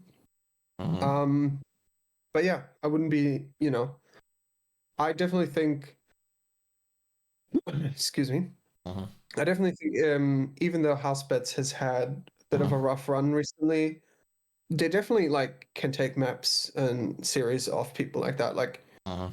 they still have it in them. They have all the individual players that they can show up on the day, and Mhm. obviously Brace has shown that his leadership can lead to titles and lead to Yeah. qualifying for international tournaments and stuff. So, And very deep runs uh, as well. I mean, I remember that first Vertex roster that made that miracle run, and then obviously got 3-0 by Renegades. yeah, yeah, totally. So I think there's a lot of yeah, it's going to be interesting. Honestly, it's going to be a few cool matches, and Mhm. hope that we can be kind of in the mix of those interesting matches. But yeah, like I said, I mean, we're going in with no expectations, so Yeah. we're just seeing where we get. Um, yeah, Yep, for me, I guess I think it's KZG. I think they've found a missing piece of Zuko, so they've got someone who can match the firepower of the state. I mean, you guys mentioned it earlier as well. And also they've got DPR in the roster as well. And like Hassie and Samux are very good pack players, very good trading players, and they trade off really well with each other. And I think overall with KZG, it doesn't seem like it seems like they've got that internal mix and culture and their ability to play off each other, adaptability really, really well down. Even with like two new players coming into roster, and they've got added firepower. I think they're going to probably make it to the close qualies. Will they make it to the event? That's going to be very tough, but I feel like they're going to perform quite well here and above expectations for Extremesland. But I agree with you overall. I think for like the main event in particular, it is definitely going to be probably Simplify. I just don't see any team, given the fact they gave Talon a very big run for the money. That Talon team has got some very talented individuals of it in it. I don't see like any team that could really damage them, especially given the fact that the issue with Semperfi against Talon in particular was actually stamina to maintain that high quality of play that they're matching against Talon for a long time, because you saw them fall off on that second map where just Talon just obliterated them, and that was just basically the undoing. yeah. I mean, part of it is also, and this is kind of like weirdly, I randomly bumped into Shady and Keen at a LAN cafe because I live in Auckland and they were in Auckland at the time. Mm-hmm. Um, I saw the conditions that those two were playing in, and it was not like one of Ideal? them was playing with a curved monitor, lots of people behind them screaming, and like I don't think they were in the ideal position to perform, let's say like Okay. that. So I think that was definitely really unfortunate for them, to be honest. Like I think Mm-hmm. Did they want Dinko's like monitor? Because he plays on IMAX, so. yeah, I don't know. Like yeah, it was kind of, I felt really bad because they were just I know that LAN Cafe very well. I go there a lot and it's Yeah. not great. Like Okay. it's the best in Auckland, which is, pretty sad, but yeah, it was not great. So I think yeah, it was interesting kind of yeah, seeing them perform now, especially like in scrims, they're very, very, very, very sharp and very, Mm-hmm. very onto it. So yeah, I think they have definitely the best chance to kind of make it. But like even for us, like Mm-hmm. I'm not counting us out. I definitely think we have a chance. I don't Yeah. think we should go into it like expecting much, but I definitely think yeah, we've definitely shown in scrims as well that Mm-hmm. we can challenge some of those teams, and yeah, it's just kind of how we're gonna perform on the day, I guess. Yep. What do you think overall? Like, any dark horses in this in the participants so far? Do you reckon that could make a crack at the closed qualifier? Could make a crack at House Bets, Simplify, any other teams like that? Like they could make a crack. Because I've seen the Above the Rest, which is the team that paying coaches, but he obviously won't be coaching given that he's playing. Any other teams like that? You reckon they could surprise? Yeah, just looking through the list. I think in terms of, I don't know about taking the title, but maybe making it to the close qual. Mm-hmm. Honestly, I think some of those, there's like team called Rebound, which Mm-hmm. is Yep. Yep. they've been pretty dangerous, honestly. They've Mm-hmm. been, not gonna lie, like very hard to play against in scrims, and Mm-hmm. yeah, it's been interesting kind of playing against some of these seemingly lower tier teams. Honestly, they've been really, really doing well, and so Yeah. yeah, wouldn't be surprised for them to kind of upset some of the maybe lower tier ECL teams. So, Mm-hmm. but in terms of actually taking it, like, yeah, I think like you'd look probably at house bets, Simplify, maybe a Mind Freak, depending how they show up on the day. Mm-hmm. Um, yeah, I don't know, Arcade as well. Like they picked up Kraz. Honestly, great pickup for them. I think losing Supar obviously to us, but they definitely like they can show up on the day. They did pretty well in the RMR quals as well. So yeah, I think honestly, like for yeah, like I Yep. said, I think Simplify should take it on paper, but it Yep. all depends on the matchups I, and I actually do agree with you, Rebound. I think Rebound's definitely a dark horse team. Rebound's biggest weakness is just the individuals in the team. You have AIM, which I think is AU Cashin, or name is whatever. AIM is a very, very good play. He performed across all three maps in their loss in ESA Open. And it's just like some players in his team, like the aim wasn't right. Like he was so on point. I think he had like 140 ADR or average of 130 ADR across all three maps. And it's just the team just really needs to just chip in a bit more because the ADRs were like 30, 40 ADR, like it's like grenade damage roughly. And I think overall, like, rebound, if a few of those players, pick up, play consistent, I think they could upset a few teams. Arcade as well with Kraz. Once they get Kraz fully into their system, I think they're going to frag out really, really hard there. I think for Arcade, it really sucks they lost Kobe. Kobe was their very good util man, and he played very well with util and was pretty bang on. But yeah, I think overall, I think it'd be between Rebound being my dark horse as well. I actually agree with you on that one. yeah, I think yeah, like I don't know, from what we've seen, they've been incredibly sharp. Mm-hmm.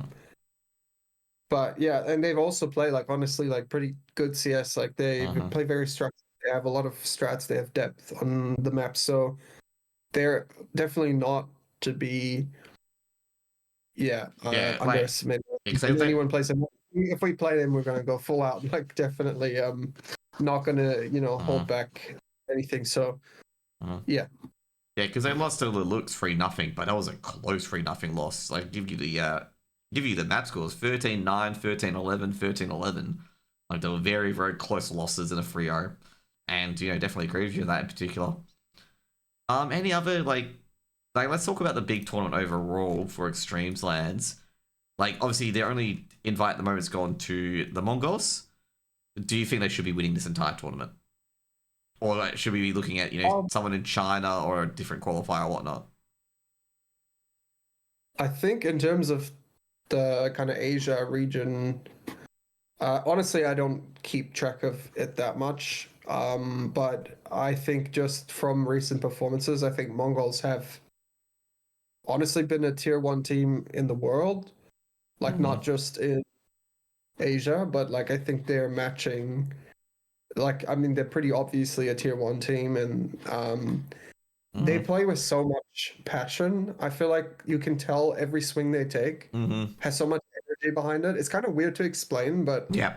it's just how hard they swing and how hard they commit to an idea Yep. that makes it really, really hard to play them. So I also like there's one thing I keep mentioning to people, which I think is like something that really surprised me is that when we were in Europe with LFO, I actually don't know if it was Mongols or a different team from, or like it might have been like a different iteration of them, Mm-hmm. but we kept scrimming a Mongolian team. Was it D13 or IHC? I think it may have been D13, Yeah. Yeah. but um, they were scrimming on 150 ping from somewhere in, I think it's from Mongolia to Europe, Yep. Yep. honestly. Yep. Like they were scrimming in Europe on extremely high ping. And it was kind of a bit annoying to play against because obviously playing against high ping players, like they run around the corner, they just teleport. Yeah. But when you're playing on that high level, when you're scrimming on that, again, like I explained earlier, you don't really care too much about the gunfights because even if you're hyping or not, if you're full blind and someone runs at you, you're dead, right? Like I think it's really interesting that like the approach they took there. And it's something I definitely want to try out as well. Obviously not scrimming with Europe. It's a bit different from here. But like scrimming with the Asian teams, and I know some teams have been doing it, scrimming on Guam servers, for example, you can get 90 ping. You can play against teams in China. You can play against teams in Southeast Asia. So it's definitely something I think people should explore here and really take seriously. At the moment where we're at with our team, honestly, it doesn't really matter who we scrim. It's more about like learning our own stuff. But it's definitely something, especially when we're coming close to things like playoffs and stuff, where you kind of don't want to scrim the teams that you're going to play, right? Yeah. But they are the only good teams. Yeah, exactly. So that's where like things like scrimming against a team in a different region is really beneficial because yeah, you don't have to hold back. You don't have to hide your strategies and scrims and stuff. So yeah, it's definitely interesting, I think. But yeah, back to your question, I think Mongols at the moment is unmatched in terms of our region. But yeah, I don't know if like I don't know what the other invites are going to be, but I don't think it's. Are there going to be too many invites? No, they're all qualifiers. Like overall, depends on the China qualifiers because I know Tyloo love to bungle qualifier spots. Okay, they're I know Elvish and stuff like that said it was a wasted invite to invite Lin Vision, but I'm just sitting there go like, well, why did Tyloo bundle the invite against Rare Atom? But I think overall with China, we're going to get Rare Atom, Tyloo, and Lin Vision. And I gotta say, the Tyloo versus Mongos should be a good game. But I'm really skeptical because Tyloo always like seem to underperform with the parts they have. I mean, they just bought the entirety of Rare Atom and then added in a few pieces from Lin Vision after kicking out Kaza and a few others. And then they get beaten by that team to make it to the RMR. So I'm not to be too sure, but I'm going to say I think that Rare Atom would give Mongos a bit of a challenge. And same with Tyloo as well. Lin Vision, they're very inconsistent. Now, the other regions, I don't see too much coming out of the Middle East unless we're going to see Drillers and Alter Ego again.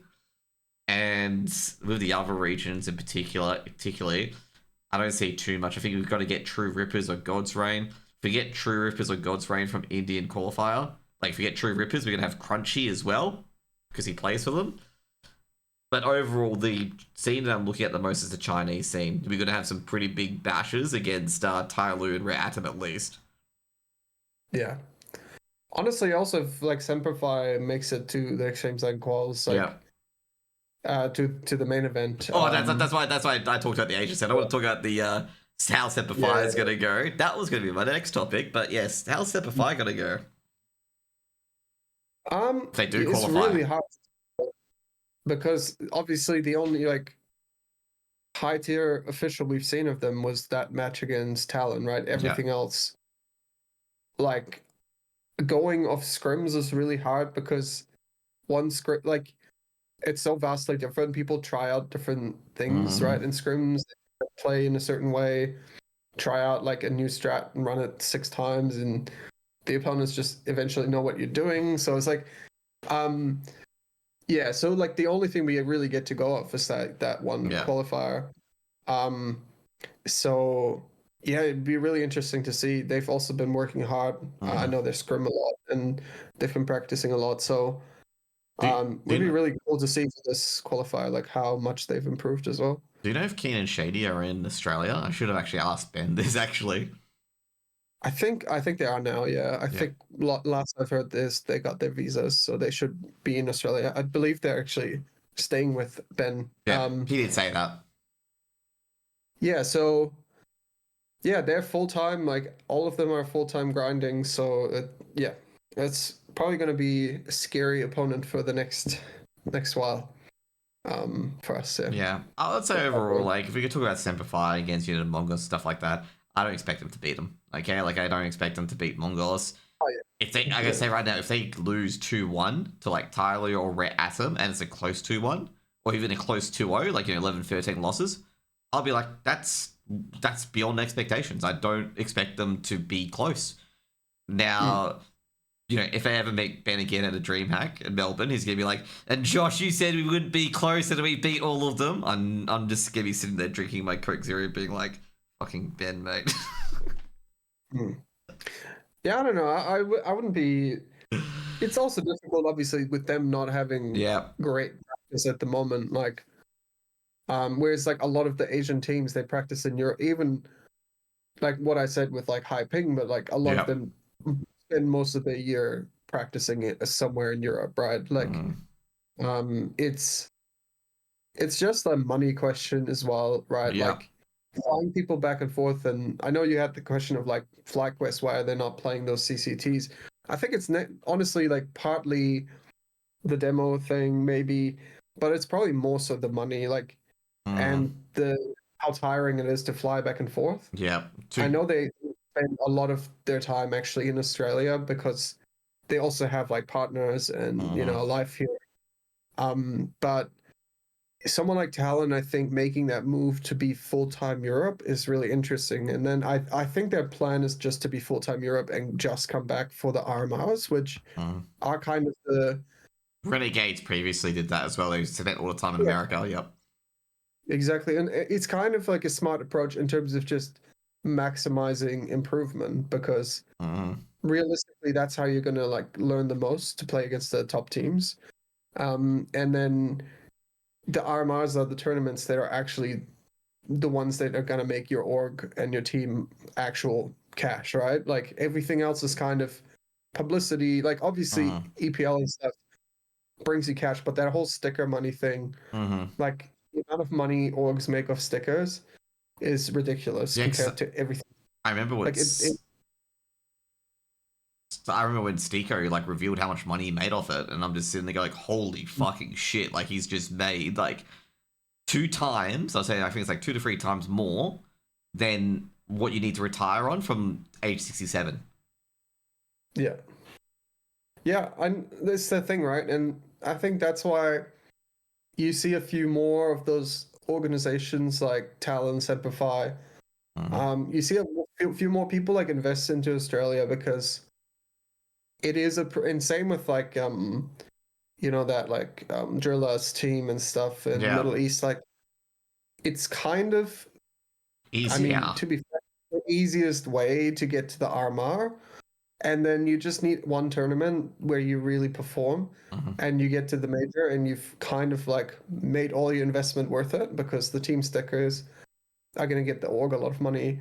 So it's like, it's a gamble in a way, but it's also like, it's a smart play. And I think that's something that's unique about our region. But that's why you see teams like Talon like play in Europe most of the time because they're going to get better practice. They're going to make probably have more, of those like tier 2 tournaments they get to play, make a little prize money here and there, get some publicity, get some, trophies, learn how to win, and then come back for the RMR and try to take that as well. So yep. Do you think they'll try to go for like a Middle East spot? Because I think I remember Encore and Dire Wolves tried to do that for the RMR previously. But do you think actually okay? Yeah. Yep. That was honestly kind of a little bit silly because we were in Europe around the time because of ESL Pro League. Yep, that's so right. Yep. the RMR was like the Middle East qualifier and the Australian qualifier were like a couple weeks before ESL Pro League. So we really didn't have a choice of going back to, well, we could have gone back to Australia and then go back, but we were already in Europe. So, yeah. And we were all self-funded, right? So we talked to ESL and they were basically, the rules were pretty clear that any team from within the Asia region, so that includes Oceania, right? APAC region, is able to play in any of the qualifiers. We could have played in the China qualifier. We could have played anywhere. So we were able, like, per the rules, we were able to play in the Middle East qualifier. Now, did I think that was silly? Yes, but I mean, those were the rules, Yeah, and yeah. we were able to do it. Maybe I should Didn't take a qualify anyways, so maybe I should take a but look yeah. at the rulebook on that one, okay, for the Middle East. But will you think drillers and alter ego into this competition is a bit of a warm up for the major? Uh, Because there's 2 spots. yeah, I think. Yeah, it's interesting. I think honestly, with the RMR, the 2 spots should go to Mongols and FlyQuest, No, no, no, no, unless no, no. something goes I meant for wrong. Extremesland, sorry. Like, will they enter this tournament as Oh, a right, warm up for the RMR? Like, get some playtime into them.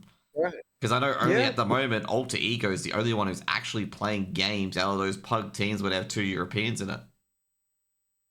Hmm. Yeah, not sure honestly. I haven't followed that too much. So Yeah. you're saying there's two spots for the Extremesland from Middle Yep, East? yep. 2 spots. Yeah, that's interesting. Yeah, I think it's honestly it's good to bring more teams from the region together. Mm-hmm. No matter what, like having 2 Australian teams would be great as well, obviously. Mm-hmm. Like, but I think no matter what, like just giving those smaller teams some exposure. Mm-hmm. Now with like those teams that are like half European, half like Middle East players, or like a Mm-hmm. lot of them have like dual citizenships and stuff like that. Yeah. I think yeah, it's a little bit like they obviously get experience in Europe, all of them. So it's kind of like they're finding a loophole to build a team to get there. But Mm-hmm. I mean, as long as it's within the rules, I think it all makes sense. Like, Yeah. good. Yeah. Because I think overall, like, if I was in a coaching position, even though like a probably rookie analyst, rookie coach, I'd be sending your drillers and your alter ego. You try to qualify for this tournament and go there, and you're versing Mongols, you're versing teams that you're going to verse in Asia RMR. You want to see how you stack up against it before you go into it. Yeah, totally. Yeah, I think makes sense. So is the actual land before the RMR? Yeah, I believe it is. Was it?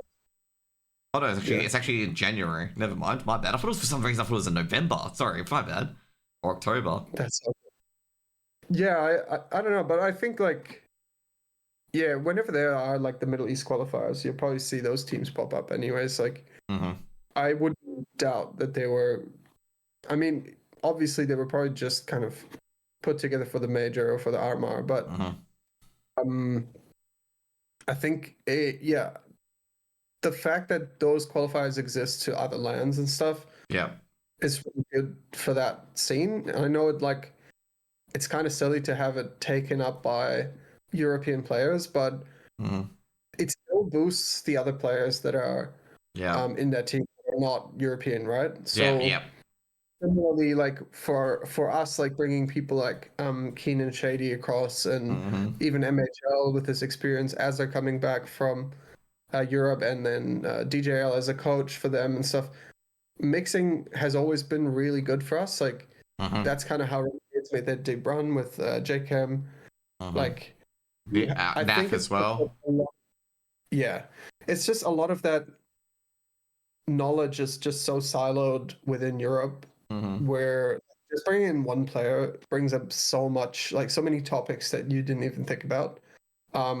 So Yeah, because look what it's yeah, done no, for M80. You had Sin, you had Manx, Slacks as well, and look at M80 now. Like, obviously, yeah, look at me, Ricky, mate. That's gonna be like an icon for ages, and then M80 didn't make it too far. mm, yeah, no, But yeah, I think overall you bring up a good point. I actually have discussed this before because I'm trying to remember who I discussed it with. Like, I think it was Ruffleco actually as well. Like, we discussed like he's bringing in players going to just be the new norm these days, and he basically said the same thing. Like, when you guys went out to Europe and brought in all these new strats, with Vertigo for example, everyone else learned from it, everyone else benefited from it, and it lifted the games overall. Because I did discuss this Middle East issue where the top 4 teams all had 2 EU imports. And would they restrict the roster to, try and develop that scene instead of people just parachuting rosters in there to compete for that? yeah. I think the problem is, well, Middle East has a few benefits over Australia. Obviously, Mm-hmm. you can actually stream in Europe from the Middle East from most um, places. Like Mm-hmm. you get like 60, 70, 80 ping or something like that. That's pretty good. But, So it's kind of a bit different in a way, but obviously for the players in that team, it would be like lifting them up immensely. And same with like, I know in India they've been quite open to kind of adding players from other regions. Interestingly enough, a lot of Australians have gone over so far, but Yep.